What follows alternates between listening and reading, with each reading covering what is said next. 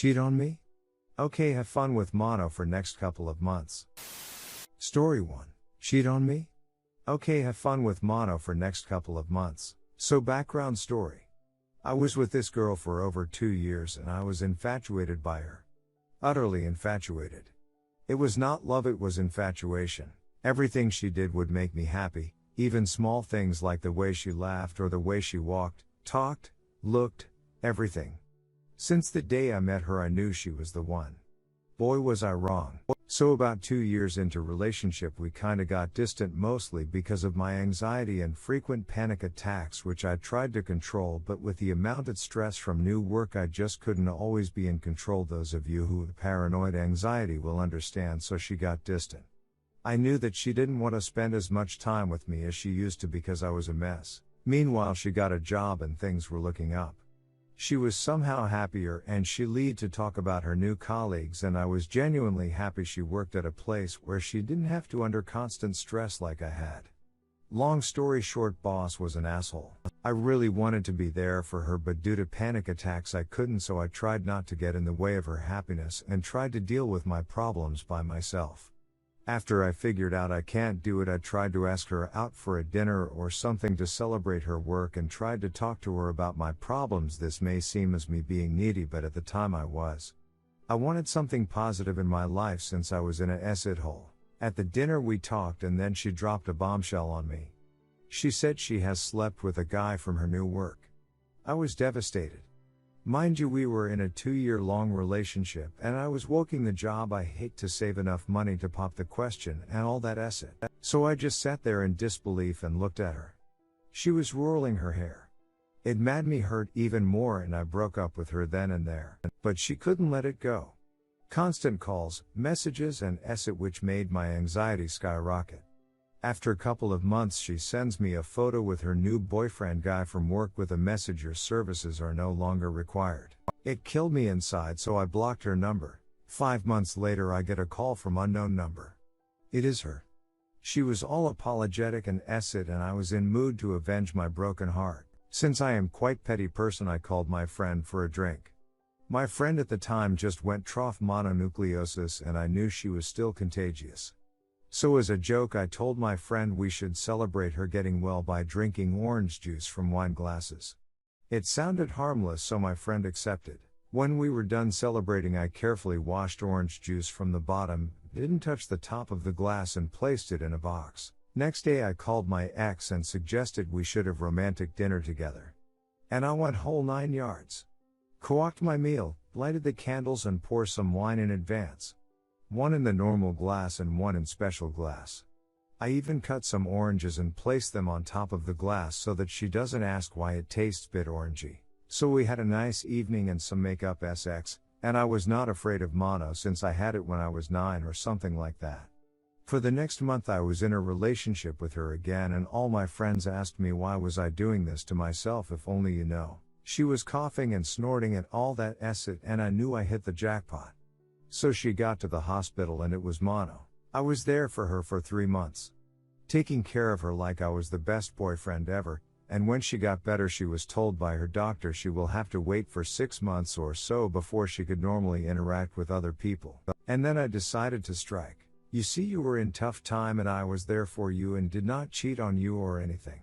Why are you going back there? It was over a year ago. Because I got you mono. Got up, left, blocked her number and never spoke to her again.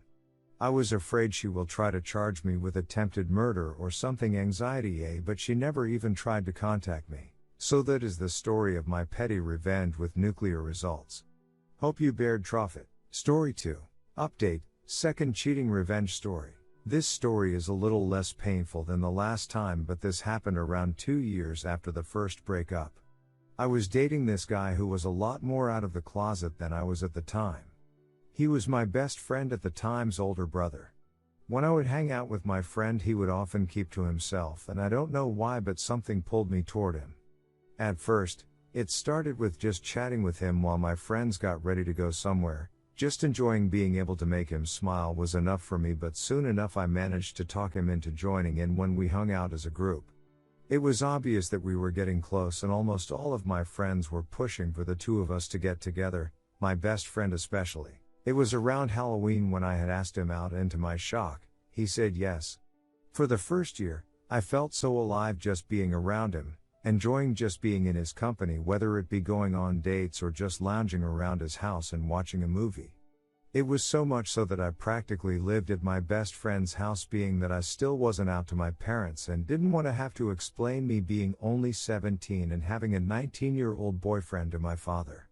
It helped that the family supported us, feeling as if I was a member of the family myself. Things started changing when he built up a bit more confidence with himself and began to gain a group of his own friends. They were a bit older than him and he looked up to them, so he started to change his personality as a way to impress them. It started out with small things like making slight jabs at me when they were around, and eventually just anytime he pleased. He started to get pushy about me telling my parents that I was gay so I wouldn't be lounging around his house all the time. It progressed to him trying his best to exclude me from hanging out in either friend group, lying about what he was doing, blowing off plans with me, or lying to my friends saying I couldn't go. I tried to brush off these actions and pretending that what was happening didn't hurt. It got to the point to where he would even get annoyed at me hanging out with my best friend at their home and completely ignoring me while he hung out with his older buddies. The only time I had heard him even speak of us being together was when he would make lewd comments regarding our S-time life. One night my best friend was having a sleepover with me and two of our other friends, and like normal we stayed up until late into the morning, energized on energy drinks and soda. It was nice to hang out like old times again with my friends, and they seemed to agree with me. We were halfway through a weird conversation about some show or another when my boyfriend came home. The walls were thin in the house so I could hear that he wasn't alone, and the group of us got quiet, us all being very nosy. As soon as they made it into the next room, my heart sank at the unmistakable sounds of him and another guy having S-time. My friends were all honestly shocked and had attempted to comfort me. At that point, I felt both sad and angry, but felt that storming into the room would do nothing more than give him the satisfaction of seeing me hurt. My friends tried to help me take my mind off of it with various distractions, but they could never silence the obvious sounds of my boyfriend and whoever he was with.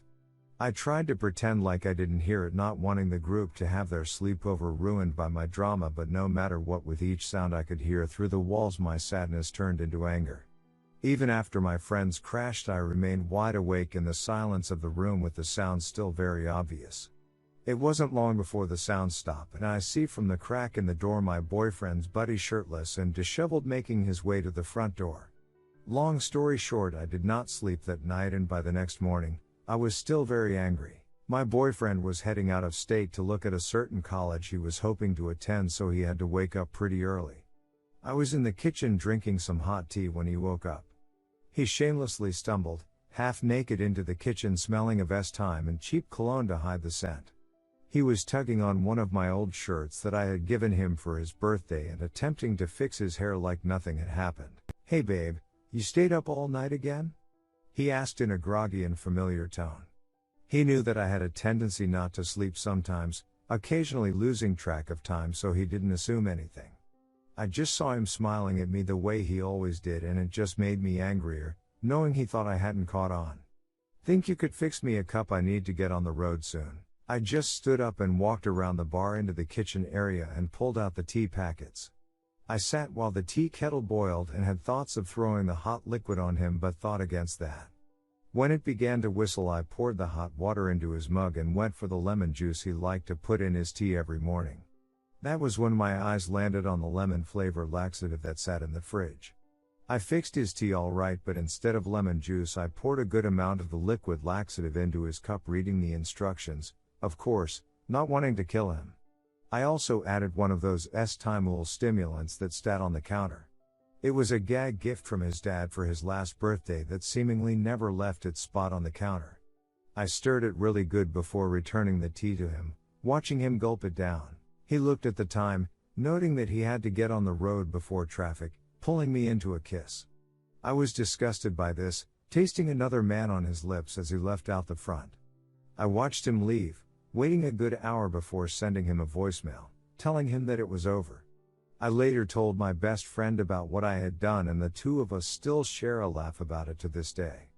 My now ex was really angry with me when he came home since he said that he had accidentally soiled himself in traffic and every time he had to make a pit stop his ejection would accidentally fall into the water.